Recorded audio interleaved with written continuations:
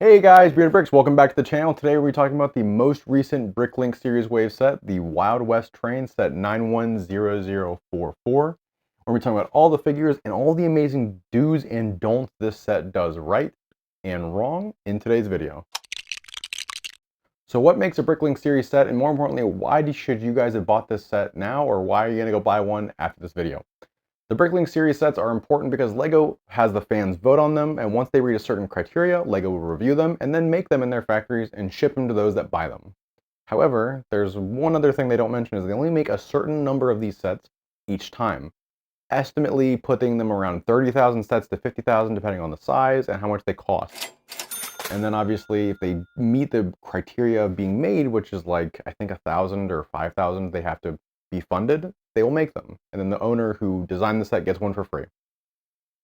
But the reason why you guys should get this set in particular and run out to eBay before the prices get jacked up is you get the locomotive, you guys get the coal tender, you get the storage wagon, you guys get the passenger wagon, and you get the animal caravan cabin in the back. You also get a water tower, a windmill, and all of these unique cowboy figures that you guys could add to your local cowboy city or whatever kind of city you have. They will make a fine addition. We're going to go through all of that and more, starting with the city builds or like the towers, and then we'll go to the engine itself and how it runs on tracks, and then we'll finally get into the figures to wrap up the video.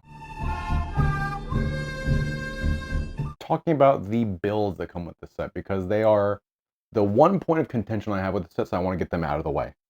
Starting with the windmill, this is the coolest thing that I've ever seen LEGO make.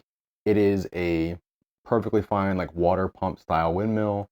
It spins, has zero problems. It spins on the backside too, like it would follow the wind.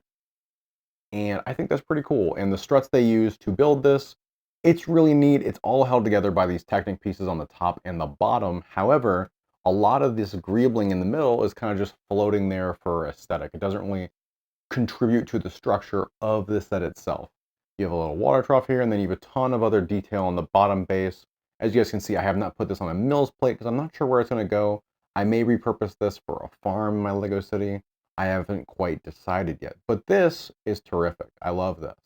All right, so the single point of contention with this set that I have is that when LEGO typically reviews a set from BrickLink, they make sure it's structurally sound, they make sure you can build it and that it's enjoyable to build for the most part. And the one thing about this BrickLink series water tower is it's really cool. It makes sense. You need it for the steam engine so that it can fill up. Back in the day in the Wild West, these used to be every couple miles so the trains could fill up as they were going. In some cases, they even had dedicated water receptacles that would hold water, and then they would manually fill the train themselves, so they didn't have to stop.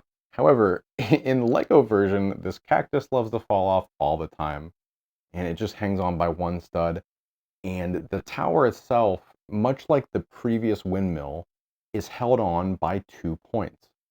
On the base here, around the middle section, there are 4 points of contact that it has with these 4 long struts on all sides.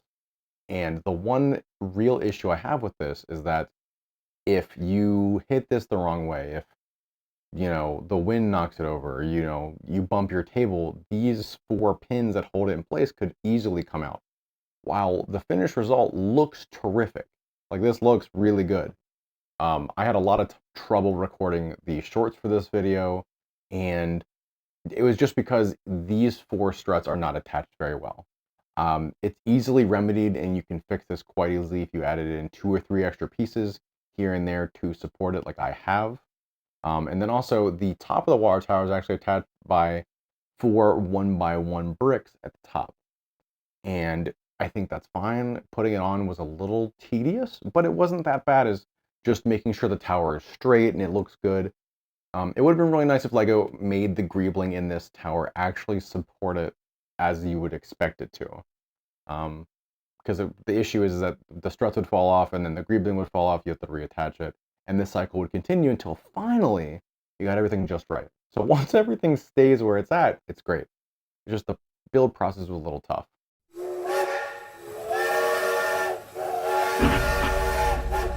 All right, guys, so for the main event of this set, obviously the reason you're going to buy it is for the train itself and what it gives your LEGO city. It is a beautiful steam engine and train. I'll tell you right now, I am super in love with this set. The moment I saw it, and I saw that there was a previous BrickLink one that I wasn't really too fond of. I'm not really fond of wooden trellises or support bridges, but this was awesome. I was like, this I can get behind, I can support it. I bought 2 of these. I'm gonna go through the engine and we're gonna work our way down slowly here. All right, guys, so starting with the engine here, you guys can see there's a ton of detail. You know, we have a bell on top. We have a beautiful engine, tons of detail on the sides of the locomotive. The wheels do actually work much like the Orient Express, where they will spin, which I think is really, really neat. And one of the really cool details about this that I have to mention is when you're building this engine at the very end, the engine has about 40 bags through and through once you guys finish the entire set. And the engine is the very last one you're going to build. And one of the best parts about this is that it actually includes options for the set. If you intend on building this as the actual playset and you want it to like battery power it and have it drive around, it includes separate instructions so you can actually power this. You can also go with the normal instructions and have it just as a display set. So it's really nice that LEGO included those options. I'm not sure if that was originally included by the person who submitted the design or if that was done for LEGO after the fact, but either way, that is terrific. We love that. Through and through, the color and the design of it is really neat. It does feel a little loose when you're putting things together just because some of these parts that hold the sides of the train together are a little loose, a little flimsy, but once you get everything put together, it kind of comes into place, which is really nice. Just the final product just looks really good. Genuinely, it is a beautiful locomotive. Got a little bit of detail in the cabin as well. Talking about the coal tender next, obviously you guys can see we have a lot of the same color scheme, a lot of red and gold, gray and black on this set. We have 6 wheels on the bottom that just go with any Lego track you guys have. However, I will mention this because I forgot to mention it with the locomotive, that all the Brick Express, the number 44s, and the gold here on the red are actually all stickers, but they're not tedious or hard to put on, and I think that's pretty nice. You guys have a shovel here for the coal you're going to be putting into your locomotive, and more importantly, like I mentioned before, this can actually hold a battery pack inside. It can only hold 1, but I don't think you're going to be putting 10, 20 cars on this train.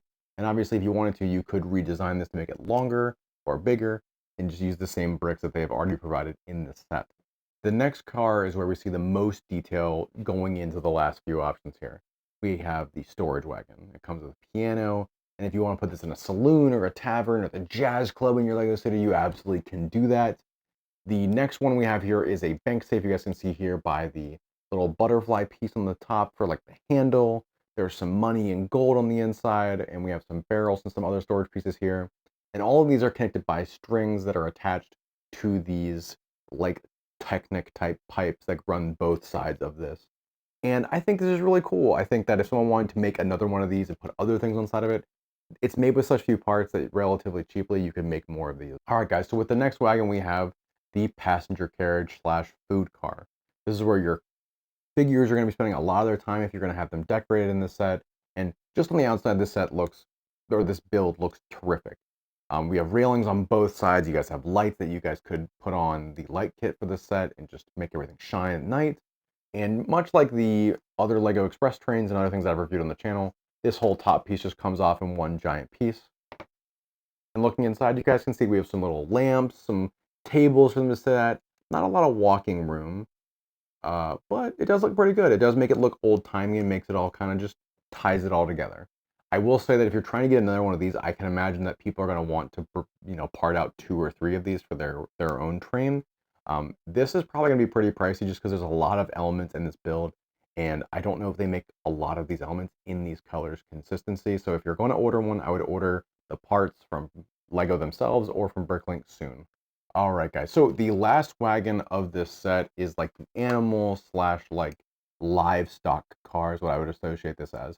And this one could be a little frustrating. It's the first thing you build with the set after the first 2 towers you guys make. And it looks great when it's done. However, all of these walls are not actually walls.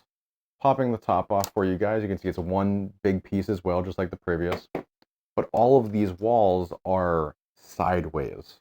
So I could push, if I tried hard enough, I could push each of these walls in. There's 2 walls on each side, and there's 1 in the front and the back, so 6 total, and then the 2 in the middle. And only one of the doors opens.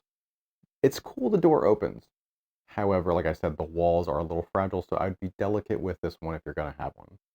I would recommend if you guys were to build this, I would recommend getting pieces so you guys could build the walls up to provide more structure for this set. Taking a look inside, you guys can see we have more storage in here, more bags.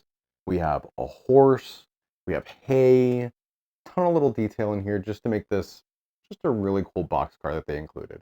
It's nice. I think the design of building it sideways is really cool. Like, it's a really cool idea from like a let's plan this out, but from a let's play with this or have it be running in a train set, it's not the best. Now, like I mentioned to you guys at the beginning of the video, I wanted to show you guys that this set does actually work as intended in the instructions.